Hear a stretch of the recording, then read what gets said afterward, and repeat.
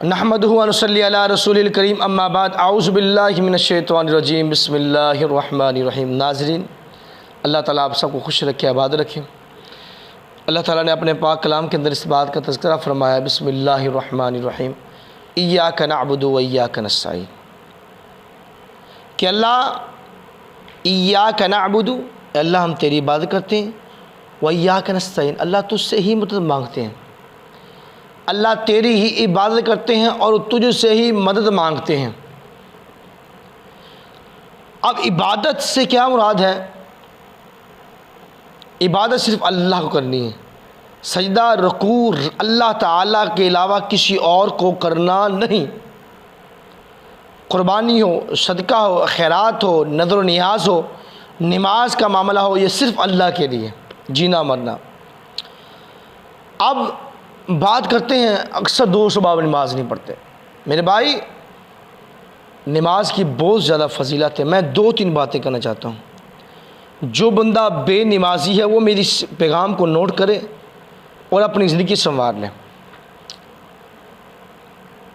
مالی کا کام ہے، جس طرح ایک شعر بنا نا پنجابی کے اندر کہ مالی دا کم بھر بھر مشکاں پانی پاوے، اس مالک دا کم پھل لاوے یا نہ لاوے۔ تو میرا کام ہے پیغام دینا، رب کے قرآن کا پیغام، سونے نبی پاک محمد کریم صلی اللہ علیہ وسلم کا پیغام دینا۔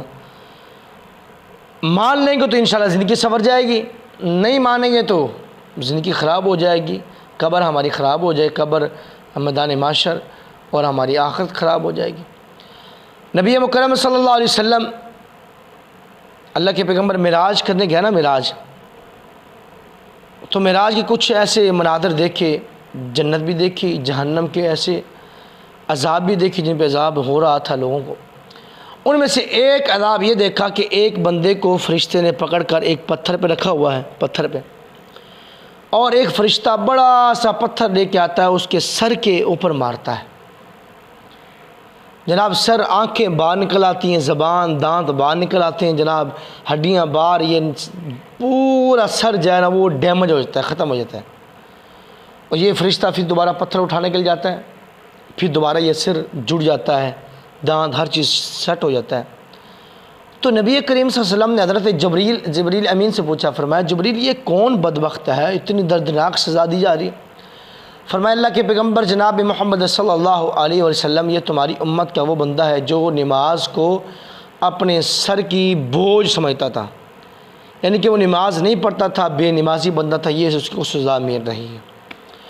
اب آگے آئے، بے نمازی سے اللہ بھی نفرت کرتا ہے، نبی پاک صلی اللہ علیہ وسلم بھی نفرت کرتے ہیں۔ تکبیر ہو چکی ہے، اللہ کے پیغمبر مصلی پہ کھڑے ہیں، اور صحابہ کرام کسی کی جرت نہیں، کسی نے یہ کہا ہو کہ جاؤ چلو جی اللہ کے پیغمبر نماز پڑھو، ہمیں کام کاج ہے، کسی کی جرت نہیں تھی، مجال نہیں تھی۔ اللہ کے پیغمبر مصلی پہ کھڑے ہیں اس طرح، اور ایک صحابی آگے بڑھا، پوچھا کہ اللہ کے پیغمبر بتائیں کیا پریشانی؟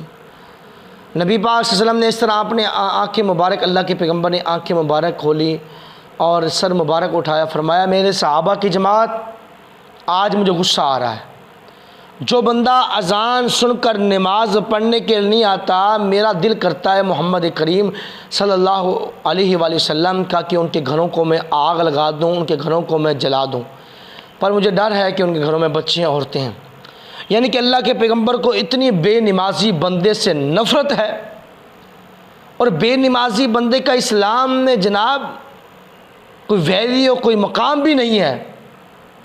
صبح اٹھا جناب، منہ دھوا نہیں، اس طرح اٹھا چائے وغیرہ پی، ناشتہ، بازاروں میں جناب پھر رہا ہے، اذان سن کر مسجد میں نہیں آتا۔ بے نمازی بندے کی اسلام میں کوئی ویلیو، کوئی مقام نہیں ہے۔ ایک نماز چھوڑنے سے کئی ہزار سال بندہ جہنم میں رہے گا۔ تو میرے بھائی، اگر چاہتے ہو کہ اللہ تعالیٰ زندگی میں سکون پیدا کر دے، اللہ تعالیٰ مال میں برکت ڈال دے، اللہ تعالیٰ ہم پہ راضی ہو جائے، تو نماز قائم کرنا لازم ہے۔ 5 وقت نماز پڑھیں۔ اللہ سے دعا ہے اللہ پاک مجھے اور آپ کو 5 وقت کا سچا اور پکا نمازی بنا دے۔